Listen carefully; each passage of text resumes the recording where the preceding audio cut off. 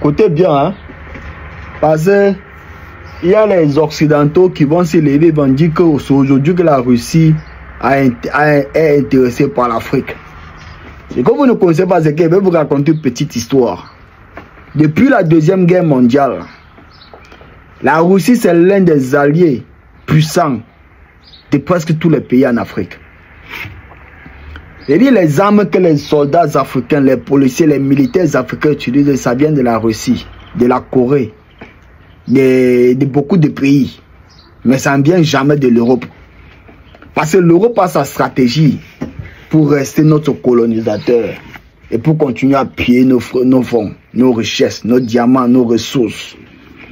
Tu vois, écoutez bien, Ibrahim Traoré, tape sec. Avec la Russie, il n'y a pas cet équipement que nous souhaitons payer avec eux, qu'ils ne vendent pas. Les autres nous font des restrictions. Ils vous disent que vous ne pouvez pas acheter ce type d'armes? Bien sûr. Or, les Russes vous vendent tout ce que vous voulez. Tout ce qu'on veut. Jusqu'à l'instant T où je vous parle, on nous bloque des licences de certains avions. Il y a des armes, types d'armes qu'ils ne vont jamais nous vendre. Et comment on vous l'explique, ces restrictions?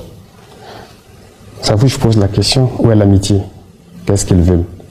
Il y a beaucoup de pays, les Russes, les Chinois, les Turcs, les Coréens, ainsi de suite. Il n'y a aucune restriction. Avec l'Iran, tout ce qu'on veut, ils vont nous faire le point. Si on peut payer, on paye. Mais avec ces États qui étaient là, soi-disant nos amis, il y a des restrictions.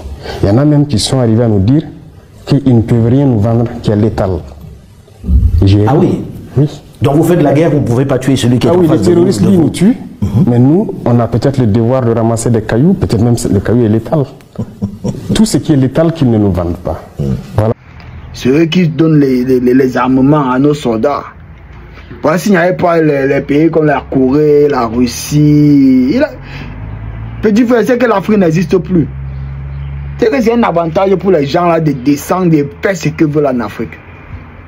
Oui. Bon les frères, pardon, ouvrez vos yeux. Hein? Les Européens ne nous aiment pas. Depuis la nuit des temps, ils sont dans leurs mathématiques.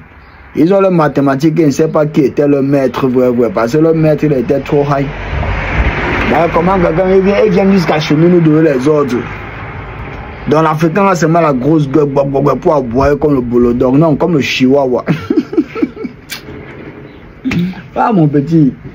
Ah. Donc, les gens disent que non, les Occidentaux, c'est eux qui peuvent aider l'Afrique. Avec quoi, petit frère? On n'est rien contre les Occidentaux, hein, mais moi, je sais qu'ils ne pensent jamais bien de l'Afrique. Donc, focus, ouvrez vos yeux, pardon. Il faut respecter la Russie, vive la Russie de Vladimir Poutine. Parce que si la Russie n'existait pas aujourd'hui, je vous dis la vérité, parmi tous les pays que Ibrahim Traoré a cité là, la Russie c'est le pays qui a plus participé sur la sécurité de l'Afrique. Parce que 80% des armes que le continent africain utilise, ça vient de la Russie. Même actuellement, même que la Russie est en guerre, mais elle livre toujours des drones, des matériels, des bombes, des trucs à l'Afrique. Qui va se rivaliser à l'Afrique. Donc ne nous mélangeons pas avec les histoires qui se passent entre l'Ukraine et la Russie là. Respectons la Russie et restons les alliés avec la Russie.